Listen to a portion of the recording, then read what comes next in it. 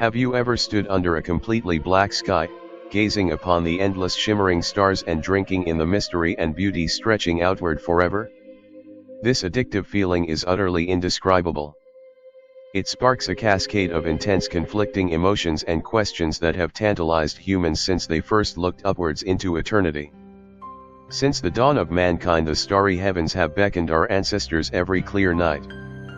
Familiar with the star-studded dome, mankind has always yearned to see more, see farther, and truly understand the eternal cosmic play performed nightly in the heavens above. One of the earliest professions, now known as astronomy, is the study of the sun, moon, planets, and stars, and all the other wonderful denizens that dwell in the blackness of space. With only bare eyes, early astronomers scanned the dark skies, mapped the stars, and understood the ways of our heavenly neighbors. Amazingly, they were able to understand as much as they did, given the great limitations imposed on them by eyesight alone. In the last few centuries, our species has started to explore the vastness of space with incredible new instruments and technologies that complement our eyes. We now use large, exotic telescopes and equipment that can see farther than ever before, with sensitive instruments searching far beyond the limited visible spectrum. These instruments tell us of what stars, nebulae, and the other cosmic entities are made, how they interact, from where we came and where we are going.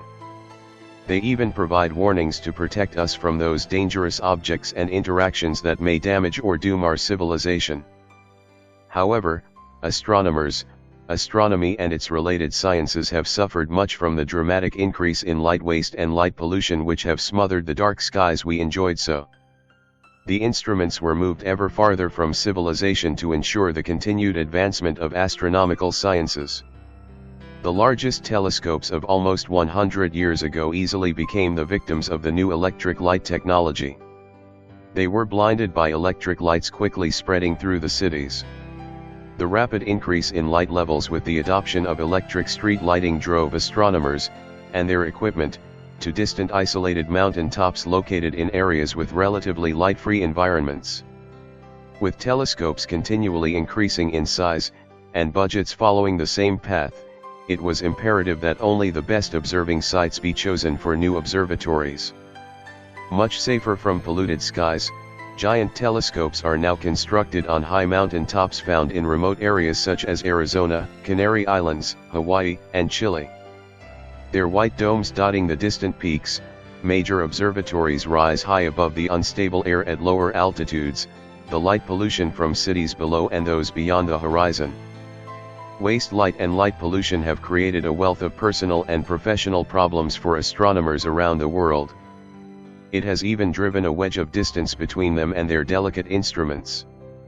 However, through electronics and the web, today's large observatories and their instruments may be operated remotely by astronomers at their wish. In many respects, this has changed the way in which astronomy and related sciences are now practiced. Astronomers have traded the romance of nights at the telescope for the email beep of their computers as their data arrives, an approach adopted by many non-professionals as well. The loss of dark skies has not only seriously affected professional astronomers but the amateur community and members of the public.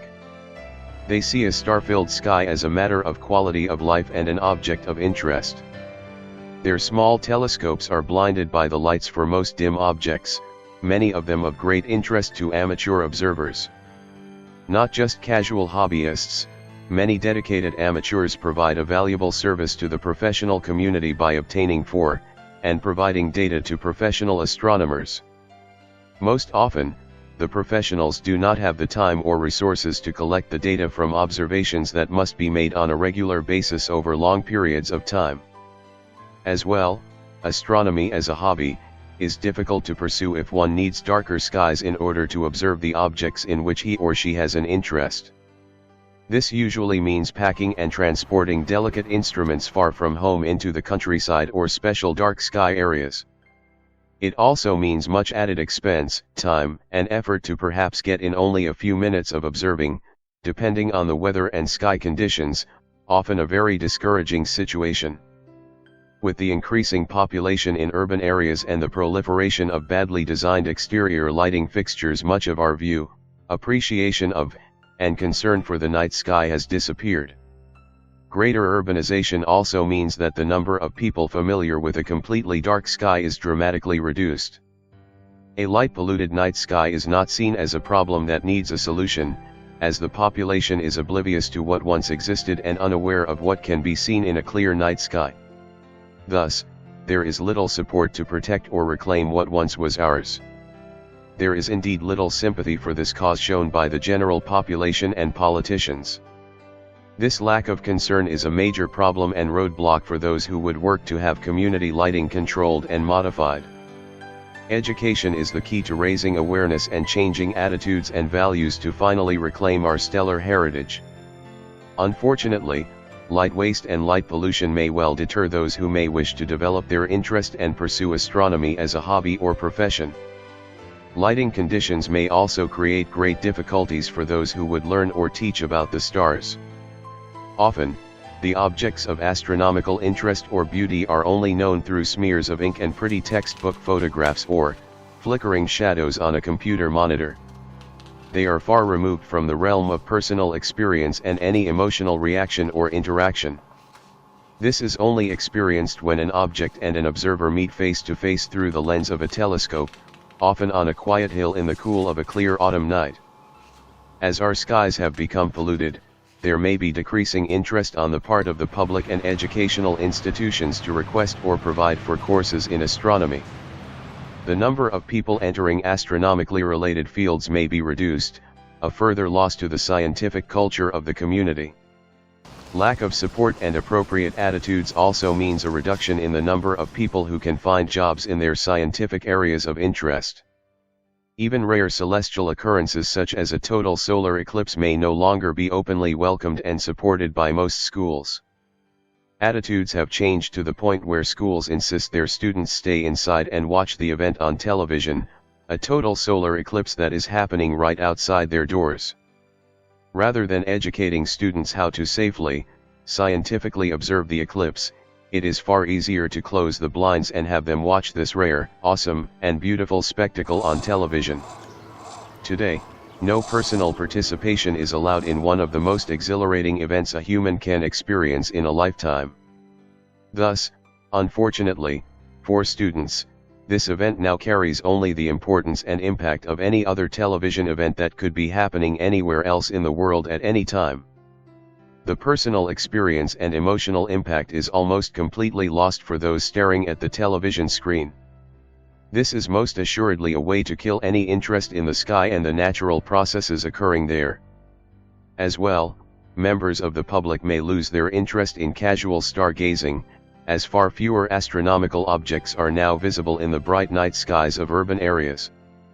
In the long term, this may mean that fewer community members will decide to pursue astronomically related educational programs in colleges or universities, a further loss to the scientific culture of the community.